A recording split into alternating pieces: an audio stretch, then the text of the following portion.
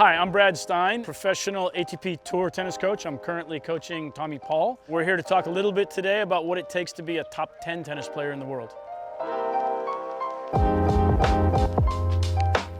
Everyone's a little bit different, the amount of time that they spend on court to train and practice and push to try and get to where they want to be. Partly it depends on whether you're a younger, newer player on tour, how much time they're spending on court. I think a younger player probably committing a little bit more time to being on court in their training, maybe trying to work on developing some things in their game that they know that they need to get to that next level, whereas a guy that's been there for a while has a better idea of what he needs to do on a day-to-day basis to maintain his level. A lot of guys are looking at 2 sessions a day, and it depends, again, if you're in a training block. So if you have a period of time that's leading up to tournaments, if you have 2 or 3 weeks, if it's the off season, you may have 4 to 6 weeks before you're going to play an event. So those kind of breaks like that are periods of time where you're going to spend a lot more time working on technique, trying to develop maybe tactical things that you're looking at that might be a little bit different than what you've done, getting out of your comfort zone a little bit more.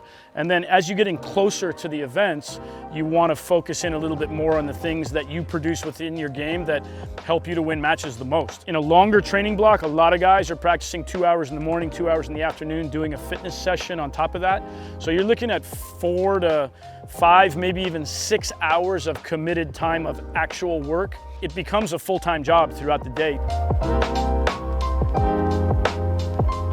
One of the biggest things that separates any player's ability to get to the top 10 is going to be mental toughness, being a great competitor. Sometimes we don't have a great idea of how those are defined. What does it mean to be a great competitor? Keeping yourself in a mentality that gives you the best opportunity to produce your best tennis is extremely important. And we see the guys at the very top of the game tend to be the most consistent with their mentality. There's certainly times we started last year working with a sports psychologist.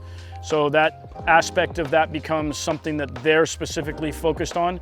That involves me also being involved in those sessions so that we're being consistent in the things that we're talking about and what we're doing. Sometimes we see these athletes as such supreme beings on the court, but we forget that just like everybody else, they have doubts about themselves. They question their games. Those are super important aspects of any player's development beyond hitting a tennis ball. The mentality of playing tennis is just as, if not more important than the other aspects.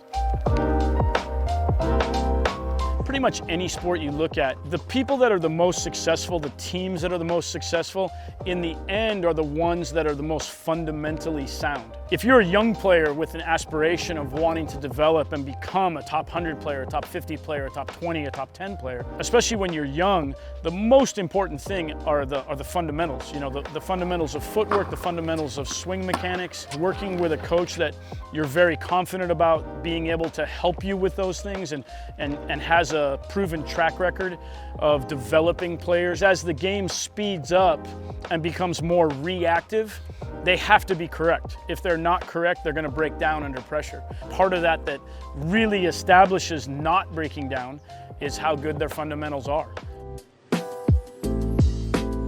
That's one of the aspects of coaching that's maybe the most difficult. Again, I've been in the game for a very long time, and over the course of time, we've seen the game become more science-oriented, more analytics-oriented. There's a lot more information out there in relationship to those things. When you have a player that's struggling, that's gone through a period of time where they've lost a number of first-round matches, they haven't been winning, that's where there's a little bit more of the art of coaching and a little bit less of the science that becomes a big aspect of what you're doing. Knowing your player, how you communicate with your player, trying to make sure that they're maintaining their confidence as they go into the next matches. Those are all part of the art of being a coach at this level. And in reality, a lot of what we do isn't necessarily science-based. It's more of an art form that takes time and years of experience working with players at a lot of different levels to be able to deal with all of those situations as they arise. Our sport is an interesting sport, especially at the Grand Slam level. Going back to talking to top 10 players, you know, trying to play 7 3 out of 5 set matches over the course of 2 weeks is like running 7 marathons sometimes. If you're going 4 sets or 5 sets, you have to at least be prepared for the fact that you may be running a marathon that day. And so diet, nutrition, hydration become really important in preparing for the possibility that you might be running a marathon that day.